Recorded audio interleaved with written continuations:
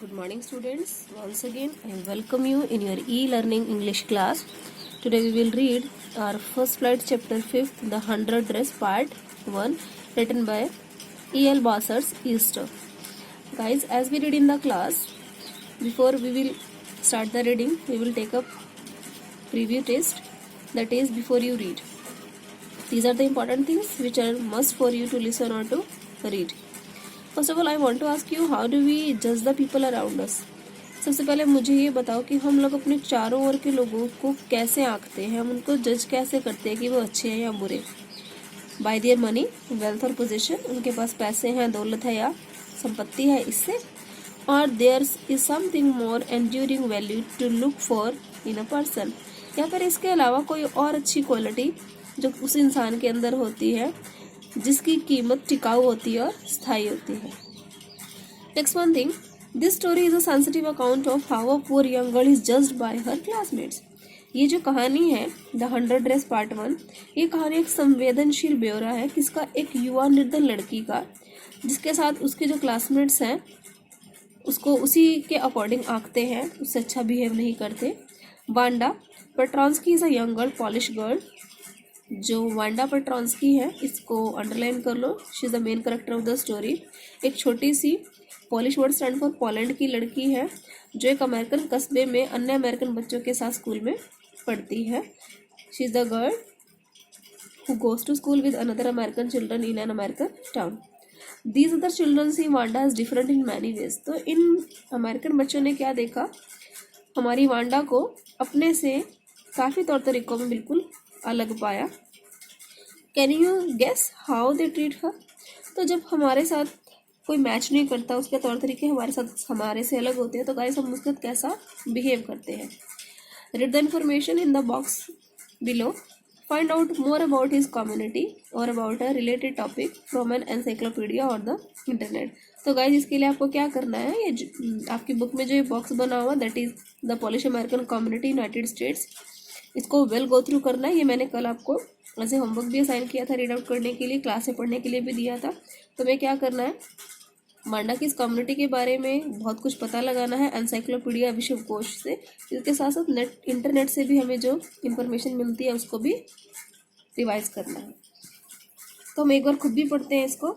The first Polish immigrants arrived in America in 608, but the largest wave of Polish immigration occurred in the early 20th century when more than 1 million Poles migrated to the United States.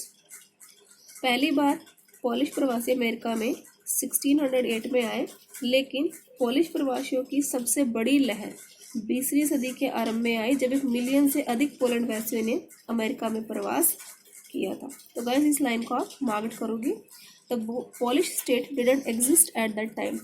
उस time तक जो Poland राज्य है वो अस्तित्व में नहीं था।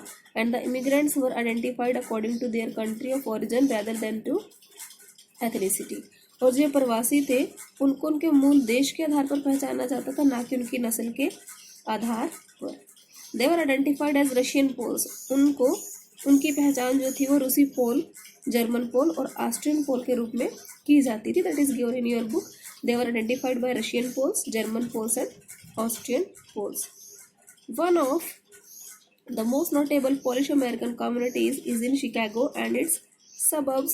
So Chicago is sometimes called the second largest Polish city in the world, next only to in the United States. तो गाइस इसको आप अंडरलाइन करोगे। पॉलिश अमेरिकन समुदाय में सबसे प्रसिद्ध समुदाय शिकागो था और उसके जो बाहरी भागों में थे वो थे, इसलिए शिकागो की कभी कभी संसार का दूसरे सबसे बड़ा पॉलिश शहर भी बोल देते हैं। केवल पोलैंड की राजधानी वारसा के बाद अगर हम देखें तो पॉलिश अमेरिकन के साथ साथ कभी कभी यूनाइटेड स्टेट्स में भी भेदभाव किया जाता था, जिस तरह से आयरिश, इटालियन और यहूदियों के साथ पहले कभी किया जाता था। And guys according to the United States 2000 census 6,67,414 Americans of age 5 years and older reported Polish as the language spoken at home, which is about 1.4% of the people who spoke languages other than English or 0.25% of the US population. Guys, अगर हम लोग संयुक्त राष्ट्र संघ की या संयुक्त राज्य की 2000 की गणना के अनुसार 5 वर्ष व उससे बड़े जैसा कि बताया 6,67,414 अमेरिकन पॉलिश लोग जहाँ से आए थे उनकी भाषा बोलते थे। यह जो क्वांटिटी है, ये जो संख्या मैंने आपको बताई है, अंग्रेजी के अलावा अन्य भाषाओं में बोलने वालों की भी 14% थी तथा यहाँ के जो ये लोग थे वो संयुक्त राज्य की जनसंख्या का केवल 0.25% ही था। तो गाइस ये तो दिया आपको रीडिंग टेक्स्ट। कल की वीडियो में हम लोग नेक्स्ट पैराग्राफ से रीडिंग स्टार्ट करेंगे। तब तक के लिए थैंक यू, बाय बाय।